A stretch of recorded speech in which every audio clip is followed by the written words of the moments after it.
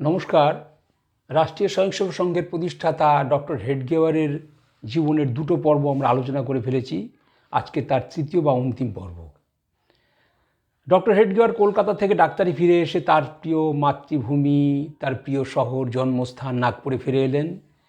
নিম্ন মধ্যবিত্ত এবং গরিব পরিবারে যা হয়, একটি ছেলে যদি প্রতিষ্ঠিত হয় তখন তাকে চাকরি কিংবা ব্যবসা করার জন্য সকলেই অনুরোধ করেন এবং যথাসময় তার বৈবাহিক জীবনে প্রবেশ করার জন্য তাকে উৎসাহিত করেন। আমরা জানি যে ডক্টর হেডগেওয়ার তার বাল্যকালে বাবা মাকে একই দিনে হারিয়েছিলেন। তার কাকার কাছে তিনি মানুষ হয়েছিলেন এবং তার বড়দা ছিল মহাদেব শাস্ত্রী, তিনিও প্লেগ রোগে আক্রান্ত হয়ে তিনি মারা গেলেন। তার পরের যে ভাই তিনি বিয়ে করেছিলেন এবং বিবাহিত ছিলেন, তার সংসারেই থাকতেন, কিন্তু তার মধ্যে ছিল তো দেশপ্রেমের জ্বালা। তিনি তখন বাড়িতে যখন অনুরোধ করছে তাকে বিবাহ করার জন্য, তখন তিনি পরিষ্কার বলে দিলেন, দেখুন, আমি বিবাহ করব না, আমি ব্রত নিয়েছি, দেশের কাজ করব, সমাজের কাজ করব, তাই আমার পক্ষে অর্থ রোজগার করা সম্ভব না, বৈবাহিক জীবনে প্রবেশ করে একটা মেয়ের জীবন নষ্ট করা সম্ভব না, তাই আমি ব্রত নিয়েছি, আজীবন আমি অবিবাহিত থাকব, দেশের কাজ করব। আসলে তার জন্ম হয়েছিল মানুষের শরীরের চিকিৎসা করার জন্য নয় তো, সেজন্য তিনি তো ডাক্তারই হননি। তিনি জাতির চিকিৎসক হবেন বলে তিনি ঠিক করেছিলেন। তার জন্য তিনি জাতির চিকিৎসক হয়েছিলেন, মানুষের শরীরের চিকিৎসক হননি। আমরা জানি যে ডক্টর হেডগেওয়ার কলকাতা থেকে বৈপ্লবিক আন্দোলনের প্রেরণা নিয়ে বিভিন্ন যে গুপ্ত সংগঠন, বৈপ্লবিক সংগঠন, তার সাথে যুক্ত ছিলেন। যখন নাগপুরে ফিরে এলেন, সেই সময় তিনি একটি কাজ করলেন যে বৈপ্লবিক আন্দোলনের জন্য প্রচুর অস্ত্রশস্ত্র, গোলা বারুদ দরকার। তখন নাগপুরের কাছে কামুটি বলে একটা স্টেশন ছিল, সেখানে একটা অস্ত্র ভর্তি ট্রেন আসছে সৈনিকদের। তিনি তার নেতৃত্ব দিয়েছিলেন এবং অত্যন্ত সুন্দর পরিকল্পনা করে সেখান থেকে কৌশলের সাথে কিছু গোলা বারুদ তিনি হাতিয়ে নিয়েছিলেন এবং বিপ্লবীদেরকে সেটা সাহায্য করেছিলেন আর কি। তারপরে আমরা জানি যে 1920 সাল এলো। 1920 সালে কি ঘটলো? ভারতের রাজনীতিতে একটা মোড় ঘোরানো সময়। সেই সময় লোকমান্য তিলকের মৃত্যু হলো। সেই বছরই নাগপুরে কংগ্রেসের অধিবেশন, সেখানে লোকমান্য তিলকের আসার কথা ছিল। ডক্টর হেডগেওয়ার লোকমান্য তিলকের ভক্ত ছিলেন, শিষ্য ছিলেন। তিনি তার মৃত্যুতে হতাশ না হয়ে দ্বিগুণ উৎসাহে তিনি সেই কংগ্রেসের অধিবেশনে বিশেষ দায়িত্ব পেয়েছিলেন অধিবেশনকে সামলানোর জন্য, এবং সেই দায়িত্ব তিনি অত্যন্ত সুচারুরূপে, সুন্দররূপে পালন করেছিলেন এবং তার নাম যশ চতুর্দিকে ছড়িয়ে পড়ল। তিনি যে একজন বড় সংগঠক, সেটা কংগ্রেসের নেতৃত্বে চোখে পড়ে গেল। তারপরে তার রাজনৈতিক আন্দোলন চলছিল। আমরা জানি সেই সময় দ্বিতীয় বিশ্বযুদ্ধের সময় জার্মানির পরাজয় এবং ইংল্যান্ডের জয় হওয়ার পরে ইংল্যান্ড অত্যন্ত অহংকারী, দুর্বিনীত হয়েছিল এবং ভারতবর্ষের মানুষের প্রতি তাদের অত্যাচার, নিপীড়ন আরও বাড়তে শুরু করলো। তখন তিনি সেই ব্রিটিশের বিরুদ্ধে, বিশেষ করে নাগপুর, মহারাষ্ট্রের বিদর্ভ অঞ্চলে খুব ঘোরা শুরু করলেন এবং সেখানে জ্বালাময়ী বক্তৃতা দিয়ে শুরু করলেন ব্রিটিশদের বিরুদ্ধে। খুব কড়া কড়া কথা বলতেন। এটা শোনার পর স্বাভাবিকভাবে তার বিরুদ্ধে রাজদ্রোহের মামলা হলো এবং রাজদ্রোহের মামলা হওয়ার পর তিনি নিজের সওয়াল নিজেই করলেন, কারণ উকিলগুলো তখন বয়কট করেছিল আদালত।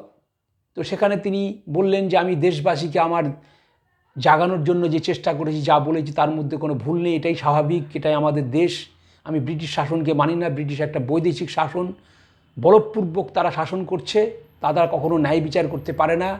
তো তিনি আদালতে তার আত্মপক্ষ সমর্থনে যে কথাগুলো ছিলেন, এই কথা শোনার পর বিচারক স্মেলি তাকে বললেন যে আপনি যে রাজদ্রোহের মামলার জন্য আত্মপক্ষ সমর্থনের যা বললেন, সেটা তার থেকেও বেশি মারাত্মক, এবং সেই জন্য তাকে তিনি 1 বছর সশ্রম কারাদণ্ডে দণ্ডিত করলেন এবং তিনি জেলের মধ্যে চলে গেলেন।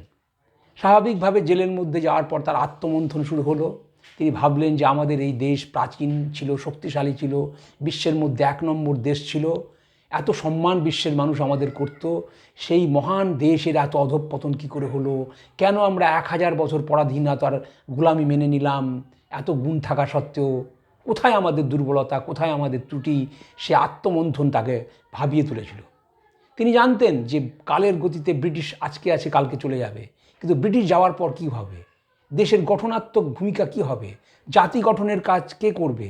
এই সমস্ত ভাবতে ভাবতে তিনি তখন উত্তর পেলেন যে আমাদের দেশের এই পরাধীনতার মূলে হচ্ছে বৈদেশিক শক্তি নয়, আমরাই আমাদের নিজের দুর্গতির মূলে দায়ী।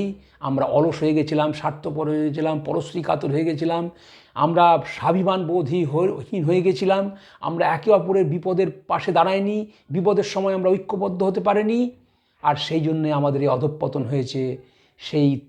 তিনি তাই বলতেন যে স্বরাজ্য লাভ করা সোজা, কিন্তু স্বরাজ্যকে সুরাজ্যে পরিণত করা খুব কঠিন।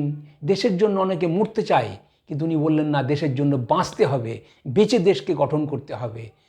আর তিনি এটাও বিশ্বাস করতেন যে ভারতবর্ষের মূল সমাজ হচ্ছে হিন্দু সমাজ, যারা এই দেশকে নিজের পিতৃভূমি পুণ্যভূমি বলে মনে করে, যারা এই দেশের জন্য প্রাণ দিতে পারে, সেই হিন্দু সমাজকে যদি সংগঠিত শক্তিশালী না করা যায়, তাহলে ভারতবর্ষ কখনো শক্তিশালী হতে পারে না। আর সেই কারণেই তিনি হিন্দুদের মধ্যে ঐক্যবদ্ধতা আনার জন্য হিন্দু সংগঠনের দায়িত্ব নিলেন, এবং পরবর্তীকালে সেই মন্থন করতে করতে অমৃত বেরিয়ে এলো রাষ্ট্রীয় স্বয়ংসেবক সংঘ নামক এক সামাজিক সংগঠন, যেটা হলো একটা দেশপ্রেমের পাঠশালা, যেখানে মানুষ নিঃস্বার্থভাবে দেশপ্রেমের পাঠ শিখবেন। এইভাবে তিনি সংঘ তৈরি করলেন। 1925 সালের 27শে সেপ্টেম্বর বিজয়া দশমীর দিন কিছু বাচ্চা ছেলেকে নিয়ে এক অভিনব সংগঠন, যে সংগঠনে কোনো বড় নেতা নেই, যে সংগঠনে কোনো রসিদ ছিল না, যে সংগঠনের কোনো রেজুলেশন নেই, যে সংগঠনের কোনো অফিস নেই, যে সংগঠনের কোনো অর্থ ভাণ্ডার নেই, অথচ তিনি একটি সংগঠন শুরু করে দিলেন। দিয়ে আস্তে আস্তে ধীরে ধীরে সবার সাথে আলোচনা করে নিজের অভিজ্ঞতার নিরিখে ধীরে ধীরে তিনি সংগঠনের নানান রকম কার্যক্রম করে এক বড় সংগঠন তৈরি করলেন। তার ব্যক্তিত্ব ছিল চুম্বকের মতো, তিনি যুবকদের খুব ভালোবাসতেন, স্নেহ করতেন। তাই তিনি নাগপুর শহর থেকে এবং মহারাষ্ট্রের আশেপাশে অঞ্চল থেকে প্রচুর যুবক ছেলে, যারা 20-25 বছরের মধ্যে বয়স, সেই ছাত্র, তাদেরকে তিনি ভারতবর্ষের বিভিন্ন প্রান্তে পাঠিয়ে দিলেন। কাউকে কেরালা পাঠালেন, কাউকে পাঞ্জাবে পাঠালেন, কাউকে সিন্ধু প্রদেশে পাঠালেন, কাউকে আসামে পাঠালেন, কাউকে মধ্যপ্রদেশে পাঠালেন, কাউকে বাংলাতে পাঠালেন। এইভাবে তিনি বলেছিলেন যে আমি আমার জীবদ্দশাতেই হিন্দু রাষ্ট্রের এক ক্ষুদ্র রূপ দেখে যেতে চাই, এবং তিনি যেটা পেরেওছিলেন। তার সেই প্রচেষ্টার ফলে সারা ভারতবর্ষে রাষ্ট্রীয় স্বয়ংসেবক সংঘের শাখা ছড়িয়ে পড়ল। ইতিমধ্যে তিনি সংঘ তৈরি করার পর আমরা জানি আমাদের দেশে জঙ্গল সত্যাগ্রহ বলে একটি সত্যাগ্রহ হয়েছিল। জঙ্গলের যে আইন, সেটাকে তিনি অমান্য করার জন্য তিনি জঙ্গল সত্যাগ্রহ করেছিলেন, এবং জঙ্গল সত্যাগ্রহ করার জন্য তার আবার জেল হয়েছিল, তিনি 9 মাস তিনি জেলে ছিলেন। এইভাবে তিনি দেশের কাজ করতে করতে আমরা জানি যে সংঘ তিনি যখন তৈরি করলেন, তখন আমাদের সংঘের মধ্যে বিভিন্ন প্রশিক্ষণমূলক শিবির হতো। তো ওয়ার্ধাতে 1938 সালে একটা সংঘের শিবির হয়েছিল, সেখানে মহাত্মা গান্ধী এসেছিলেন। মহাত্মা গান্ধী খুঁটিনাটি সব কিছু দেখলেন, যে কারা এসেছে, কীভাবে খায়, কোথায় থাকে, কারা পয়সা দিচ্ছে, এই সমস্ত কিছু করতে করতে তিনি সব কিছু দেখলেন। দেখে একদিন বসে তারা খাচ্ছে, একটা ছেলেকে জিজ্ঞেস করলেন, ভাই তোমার জাত কী? তখন সে বলল, আমি ব্রাহ্মণ। আর একজন বলল, তোমার জাত কী? বলল, আমি বৈশ্য। আর একজন বলল কি, আমি মাহার জাতের। তখন তিনি যে চেষ্টাটা হিন্দু সমাজের জন্য করেছিলেন, যে সমাজের মধ্যে অস্পৃশ্যতা দূর হোক, জাতপাত দূর হোক, সেটা ডক্টর হেডগেওয়ার হাতে কলমে করে দেখিয়ে দিলেন। এটা দেখার পর ডাক্তারজির প্রতি মহাত্মা গান্ধীর অত্যন্ত শ্রদ্ধা বেড়ে গেল। তিনি তাকে আশীর্বাদ করলেন, আর একটা মন্তব্য করেছিলেন, আমি জানতাম যে ভারতবর্ষের বুকে সংগঠক আমি একজন আছি, মহাত্মা গান্ধী, কিন্তু আজকে জানলাম আর একজন দেশের সংগঠক আছেন, তিনি হচ্ছেন ডক্টর কেশব বলিরাম হেডগেওয়ার। আমরা জানি তারপরে সুভাষচন্দ্র বসু সংঘের কথা শুনেছিলেন। তিনি সংঘের যে মিলিটারির মতো যে ব্যাপারটা তিনি চেয়েছিলেন, সেটা সংঘের মধ্যে তিনি পেয়েছিলেন, এবং সেই করতে করতে উনি একবার নাগপুর এসেছিলেন। তখন ডক্টর হেডগেওয়ারকে খবর দেওয়া হলো যে সুভাষচন্দ্র বোস নাগপুরে আসছেন, আপনার সাথে দেখা করবেন। তখন ডক্টর হেডগেওয়ার অত্যন্ত অসুস্থ, এবং অসুস্থ হওয়ার ফলে ডাক্তারজিকে তিনি দেখতে এসেছিলেন, কিন্তু তার সাথে তার কথা হলো না, তিনি দূর থেকে প্রণাম করে চলে গেলেন। সেদিন যদি ডক্টর হেডগেওয়ারের সাথে সুভাষচন্দ্রের কথাবার্তা হতো, হয়তো ভারতের রাজনীতিতে একটা অন্য আমরা দিক দেখতে পেতাম। তো যাই হোক, এইভাবে তিনি নিজের জীবনকে তিল তিল করে দেশের কাজের জন্য দিয়েছিলেন। সমস্ত শরীরের রক্তকে জল করে দিয়ে ধূপকাঠির মতো নিজেকে পুড়িয়ে দিয়ে সুগন্ধি সমাজকে দিয়ে দিলেন। এই করতে করতে তিনি 1940 সালে 50 বছর বয়সে তিনি এই ধরাধাম থেকে ফেলে গেলেন বিশ্বের সবচেয়ে বৃহত্তম বড় সামাজিক সুশৃঙ্খল সংগঠন রাষ্ট্রীয় স্বয়ংসেবক সংঘ। তো সেই রাষ্ট্রীয় স্বয়ংসেবক সংঘের অনন্যতা বা বৈশিষ্ট্য বা ডক্টর হেডগেওয়ার তিনি কেমন ব্যক্তি ছিলেন, তার বৈশিষ্ট্য কী, যারা জাতি গঠন করেছেন তার থেকে তাকে আলাদা করা কী করে যায়। প্রথম বৈশিষ্ট্য হচ্ছে ডক্টর হেডগেওয়ার একজন এমনই ব্যক্তি ছিলেন, প্রত্যেকের মহাপুরুষদের জীবনে আমরা দেখেছি যে কোনো না কোনোভাবে নারী আসে, কিন্তু ডক্টর হেডগেওয়ারই এমন একজন ব্যক্তি, তার জীবনে না শিষ্যা, না স্ত্রী, না প্রেমিকা বলে কোনো নারী তার এসেছিল, সম্পূর্ণ নারী বিবর্জিত তার জীবন ছিল। ডক্টর হেডগেওয়ার আরেকটি বৈশিষ্ট্য ছিল তার প্রচার বিমুখতা। তিনি প্রচারে বিশ্বাস করতেন না।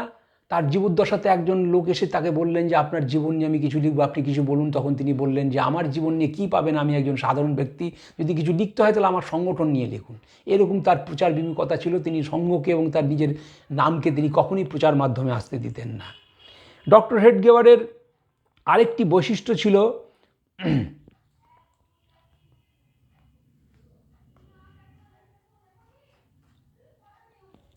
তিনি বিশ্বাস করতেন যে অলসতার দ্বারা দেশের কাজ হয় না, শরীরকে মজবুত করতে হবে। স্বামীজি বলেছিলেন না যে ইস্পাত কঠিন শরীর দরকার। সেদিন যদি রাষ্ট্রীয় স্বয়ংসেবক সংঘের যে শারীরিক কার্যক্রম এত হয়, এটাই তার কারণ। ডক্টর হেডগেওয়ার চেয়েছিলেন যে দেশকে সামরিকভাবে শক্তিশালী করা হোক, যেটা ইসরায়েল লোকেরা আছে, প্রত্যেকটি দেশের মিলিটারি কম্পালসারি। তো তিনি এটা চেয়েছিলেন বলে আমাদের সংগঠনের মধ্যে, আরএসএসের মধ্যে এই ভাবনাটা আছে যে মিলিটারিদের মতো প্যারেড করা শেখা, যাতে বিপদে আমাদের দেশের জন্য আমরা এগিয়ে যেতে পারি। ডক্টর হেডগেওয়ারের অনন্যতা আর একটা দিক ছিল, সংঘের মধ্যে কোনো ব্যক্তিবাদ নেই বা ব্যক্তিকেন্দ্রিকতা নেই। তাই সংঘের মধ্যে আমরা ব্যক্তির জয়ধ্বনি দিই না, এমনকি ডক্টর হেডগেওয়ারেরও জয়ধ্বনি দিই না, আমরা জয়ধ্বনি দিই ভারত মাতার জয়ধ্বনি দিই। তাই রাষ্ট্রীয় স্বয়ংসেবক সংঘের স্বয়ংসেবকরা শাখার মাঠে দাঁড়িয়ে বুকে হাত দিয়ে গৈরিক পতাকার সামনে বলে নমস্তে সদাবৎসরে মাতৃভূমে পতত্তে সকায় নমস্তে নমস্তে পরম বৈভবন্যে তুমেৎ রাষ্ট্রম। অর্থাৎ হে মাতৃভূমি, আমি তোমাকে প্রণাম করি, তোমার দেশ কাজের জন্য আমার শরীরটা নষ্ট হোক, আমরা রাষ্ট্রকে পরম বৈভব শিখরে নিয়ে যাব। তো সেই রাষ্ট্রীয় স্বয়ংসেবক সংঘ একটি এমনই একটা সংগঠন যার সার্বিকতা আছে, কোনো একটা নির্দিষ্ট বিষয় নিয়েই সে সীমাবদ্ধ থাকতে চায় না। সংঘের কাজ হচ্ছে সর্বব্যাপী এবং সর্বস্পর্শী, অর্থাৎ এমন কোনো দিক থাকবে না যেখানে সংঘ প্রবেশ করবে না। তাই সংঘের মধ্যে বলা হয় যে সংঘ কিচ্ছু করবে না, কিন্তু সংঘের স্বয়ংসেবকরা সমাজের কোনো সমস্যা থেকে দূরে থাকবে না। তাই সমাজের প্রভাব আজকে সমাজের চতুর্দিকে হয়েছে। রাষ্ট্রীয় স্বয়ংসেবক সংঘের যে বৈশিষ্ট্যগুলো, তার মধ্যে আরেকটি বৈশিষ্ট্য হচ্ছে যে সংঘ কখনোই সরকারি বদান্যতায় নির্ভর করে না এবং বাইরের মানুষের কাছ থেকে কোনো অর্থ সংগ্রহ করে না। অর্থাৎ আর্থিক দিক দিয়ে সংঘ সম্পূর্ণ স্বয়ংসম্পূর্ণ। সেই এটা করার কারণ একটি, যে আমরা যদি কারো কাছে অর্থ নিই তাহলে তার বশ হয়ে যেতে হবে, তার কথা শুনতে হবে। সংঘের আদর্শকে আমরা প্রতিষ্ঠা করতে পারবো না। তো রাষ্ট্রীয় স্বয়ংসেবক সংঘের আজকে শতবর্ষ, সেই শতবর্ষে তিনি ছিলেন যুগপুরুষ। সেই যুগপুরুষ ডক্টর হেডগেওয়ারকে আমাদের শতকোটি প্রণাম।